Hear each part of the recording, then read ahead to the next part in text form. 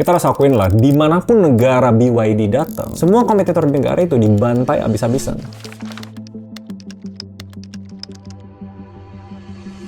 Ini 1 tahun terakhir aja ya, mobil Porsche profitnya hancur 92% dalam 1 tahun. Mercedes profitnya hilang 28%. Grup Stellantis yang pegang raksasa kayak Jeep, Peugeot baru aja ngebukuin rugi 26 miliar dolar atau sekitar 400 triliun rupiah. Ini terburuk dalam sejarahnya. Dan hari ini puluhan ribu pekerja di Volkswagen Eropa itu lagi ngantri buat di PHK. Dan ini berlaku loh untuk hampir semua negara. BYD itu datang. Di satu titik hampir semua analis di dunia bilang BYD ini perusahaan yang inovatif banget. Salah satu perusahaan paling penting di dunia. Tesla yang merajalela, pionirnya mobil listrik, kalah jauh sekarang sama penjualan mobilnya BYD. Orang kan pada penasaran, ini emang BYD-nya genius banget, teknologinya saking canggih itu, atau masalah apa? Nah ternyata karena mereka pakai cheat code buat yang hidup di zaman gua, namanya Gymshark. Again, bukan karena teknologi baterai mereka lebih ajaib daripada punya Elon Musk, tapi in a way mereka punya uang yang unlimited dari sebuah negara adidaya. Dan dibalik harga mobil mereka yang murahnya emang nggak make sense, ada hutang tersembunyi ratusan triliun yang sengaja ditutupin dari publik, atau setidaknya nggak dibuat jelas lah. Ini makanya gue pengen bedah tuntas anatomi bisnis BYD, sebuah perusahaan otomotif yang sangat anomali dengan cerita revolusi kendaraan listrik yang akan menyelamatkan dunia. Atau mungkin aja ini skema bom waktu finansial terbesar di abad ini yang bisa aja meledak di depan mata kita.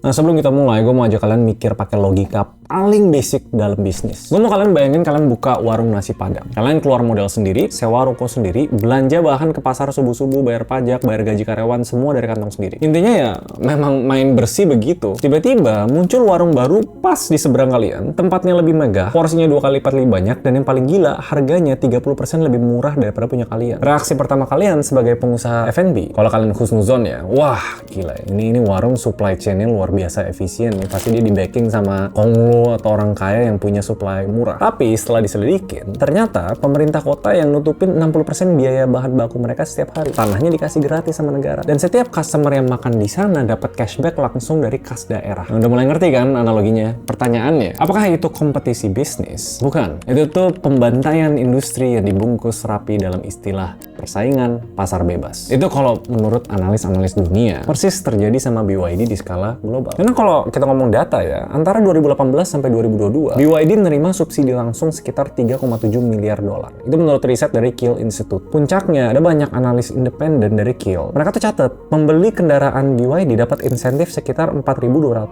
dolar, atau sekitar 30.000 RMB. Itu per mobil ya. Dari pengecualian pajak, di atas subsidi langsung miliaran dolar yang udah diterima BYD sebagai produsen. Nah, di tahun 2019 itu bukti yang paling ketara di skema ini. Karena di tahun itu, jumlah uang subsidi yang diterima BYD jauh lebih besar dari total keuntungan bersih operasional perusahaan. Artinya apa? Tanpa uang suntikan dari Beijing, BYD di tahun 2019 itu sebenarnya nggak making money sama sekali. Mereka rugi total. Mereka cuma entitas bisnis zombie yang dihidupkan secara paksa oleh uang negara. Tapi gini, Cina memang negara adidaya yang selalu nge-support inovasi-inovasi. Duitnya tuh memang dikucurin banyak dari negara. Tapi case-nya BYD ini lumayan keras. Kenapa Cina mau membakar uang puluhan triliun buat satu perusahaan mobil? Kenapa nggak perusahaan teknologi lainnya? Tapi jawabannya sebenarnya ada 3 hal strategis. Yang pertama, leverage geopolitik. Jadi kalau setengah dari armada bus di Eropa, Afrika, Asia Tenggara pakai baterainya BYD. Bayangin apa yang kejadian kalau suatu hari politik lagi tegang nih dan Cina mutusin buat putusin supply chain suku cadang mereka, supply part mereka. Ya, infrastruktur negara lainnya mati total. Jadi ada ketergantungan nih untuk transportasi di buah negara kalau mereka pakai teknologinya BYD semua. Yang kedua ada namanya reverse tech transfer. Karena dulu kan Cina dipandang sebelah mata dan dipaksa beli teknologi sama license dari barat, dari Amerika. Karena tuh konsepnya dibalik. Pabrik yang besar kayak Jerman, Jepang, Amerika, mereka yang sekarang harus ngantri ngemis teknologi baterai murah ke Cina. Yang ketiga, stabilitas sosial. Karena BYD dan seluruh ekosistem suppliernya mempekerjakan ratusan ribu orang di Cina. Di negara otokratis manapun, nyerap tenaga kerja massal, bikin perut rakyat tetap kenyang. Itu alat politik yang paling ampuh untuk cegah revolusi domestik. In a way, gue tuh pernah bikin video viral banget. Waktu itu gue ngebahas tentang Made in China 2025. Deklarasinya Cina bilang seluruh barang di dunia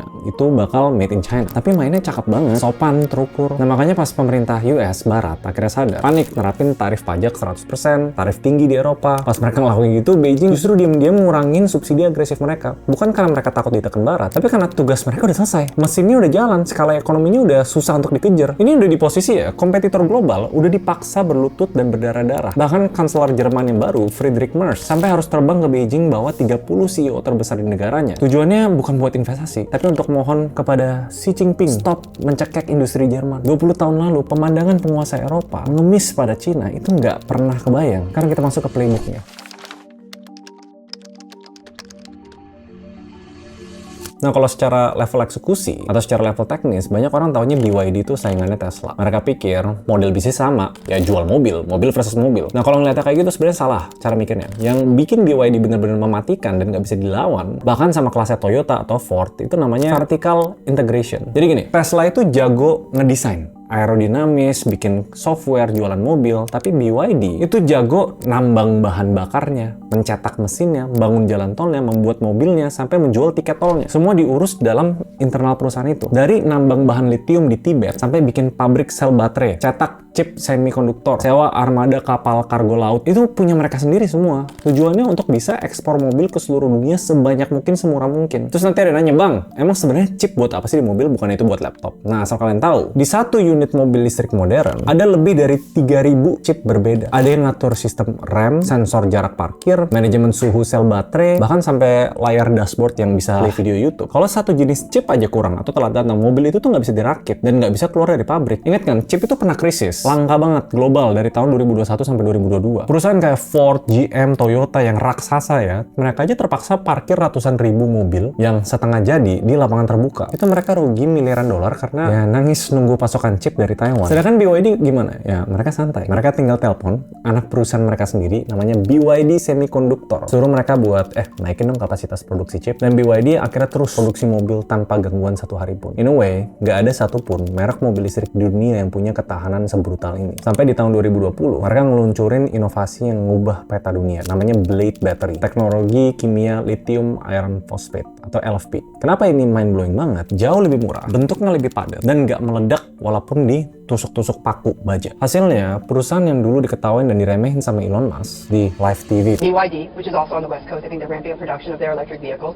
Warren Buffett owns 10% stake in that. Why do you laugh? BYD is trying to compete. Why do you laugh? Sekarang justru jadi supplier baterai utama untuk mobil-mobil Tesla yang dijual di pasar Eropa. Nah, tapi di balik semua kehebatannya, dominasi ini kelihatan kayak nggak terkalahkan sempurna. Tapi ternyata ada retakan finansial raksasa yang mulai mengganggu, yang sengaja disembunyiin dari publik. Ini di awal 2025 kemarin, firm Research Intelligence Independent, namanya GMT Research di Hong Kong, bikin dokumen setebal puluhan halaman. Dan dokumen ini meledak di kalangan analis Wall Street. Yang mereka temuin, hutang realnya BYD itu bukan 27 miliar yuan, yang sebenarnya sekarang kecatat nih, rapi di laporan keuangan mereka. Tapi angka real hutangnya itu diestimasi mendekati 323 miliar yuan. Itu hampir 12 kali lipat lebih tinggi daripada yang dilaporin ke publik. Nah, pertanyaannya kemana nih? Sisa uang ratusan triliun itu disembunyiin biar investor nggak panik? Ini menurut analis ya, dalam sebuah celah akuntansi licik yang namanya supply chain financing. Gini logikanya. Sesuai standar industri otomotif global, pabrik itu bakal ngebayar vendor atau supplier suku cadang dalam waktu 50-60 hari. Itu setelah barangnya dikirim. BYD, mereka maksa bayar supplier rata-rata di 275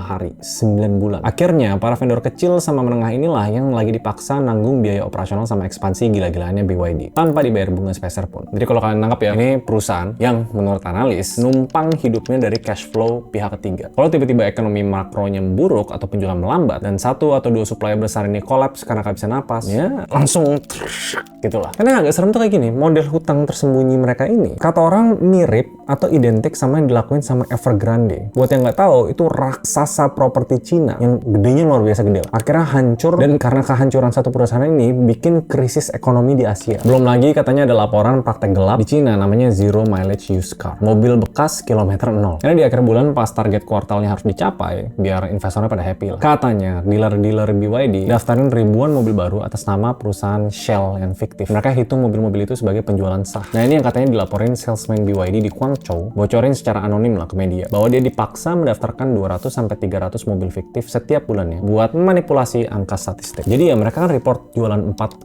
juta mobil di seluruh dunia. Belum lagi report mereka di 2024 mereka tarik paksa 96.000 mobil, 2025 115.000 mobil, dan di Brazil sempat ada BYD masuk daftar hitam Kementerian Tenaga Kerja karena kondisi yang digambarkan secara resmi sebagai analog perbudakan. Mereka datengin 163 pekerja langsung dari Cina, paspor mereka disita sama manajemen, dipaksa kerja 14 jam sehari tanpa diberikan hari libur. Tapi ya itu snapshotnya. Gue berusaha objektif nih, tapi sekarang kita mau zoom out.